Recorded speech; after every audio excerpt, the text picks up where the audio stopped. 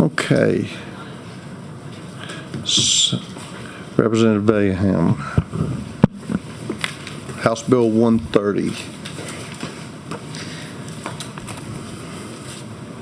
On your bill. Okay. Thank you, Mr. Chairman. This bill increases the minimum sentence for a person who commits the crime of molestation on a juvenile from 5 years to 10 years.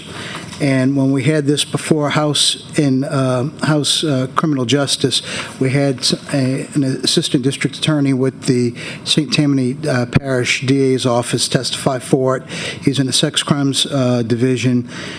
The key here is that when you're in a position of a supervisory role, thus a position of trust, unfortunately these predators, they exploit that. And to be brutally honest, I know they have had issues where trying to get the victims to testify because potentially the perpetrator of these terrible crimes could be out on the streets in 5 years. This gives them, with a 10-year minimum sentence, the assurance that they're not going to have to deal with this person again, potentially, till they're in adulthood. And it's important that we give the victims confidence that if they go forward with this very painful and very traumatic and courageous move to testify against the perpetrator, that they could have it where this individual, if convicted, is put away in jail till after they reach adulthood. Okay. There are no questions. One quick question. Okay, Senator Abraham for a question. Okay, am I reading this correctly that not only is it under the age of, what did you say, 13? 13 or older, 13 or not older. yet 17. Yes, sir. But do they have to be physical or mental disabled? I'm just looking at the... No. No? I did pull the statute and looked at it earlier today. I don't know if Jonathan has a copy handy. I was just reading that 81.2. And Right. It applies to molestation of a juvenile or a person with a physical or mental disability, and the definitional sections clarify that with respect to a juvenile, they have to be 2 years apart, which, so if you had, and it has to, and the definition requires that there be force or intimidation or something like that. So, if an 18 and a 17-year-old have consensual sex, it's not going to be a violation of this. Okay, so they have to be, does it say 2 years? That's just the current statute. That's current statute, right? Okay. It's not in the bill because that part of the law is not changing. All right, So, thank you.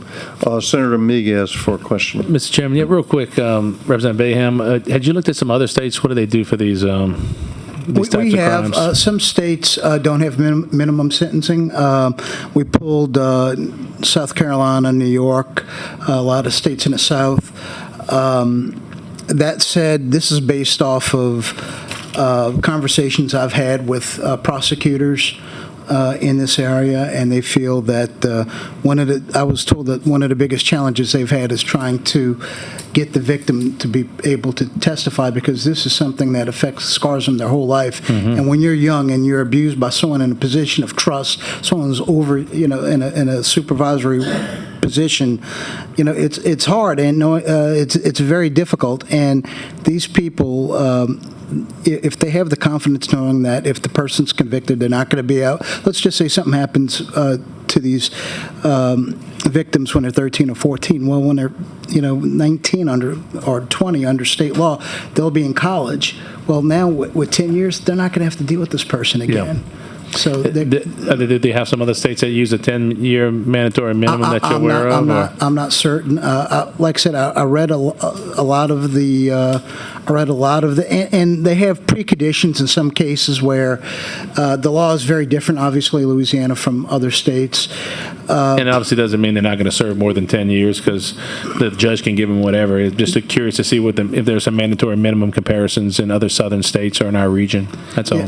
We had that researched, and I think there was one state that was similar to the 10-year minimum, but a lot of states, surprisingly, actually, their minimums are pretty low, which I found very, very disappointing. So, this, with this 10-year minimum, I think this protects the interest of the victim and gives them the confidence to testify against the perpetrator.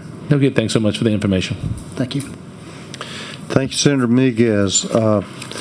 The board is clear at the moment. We do have one card in support from Zach Daniels with Executive Director, Louisiana District Attorneys Association.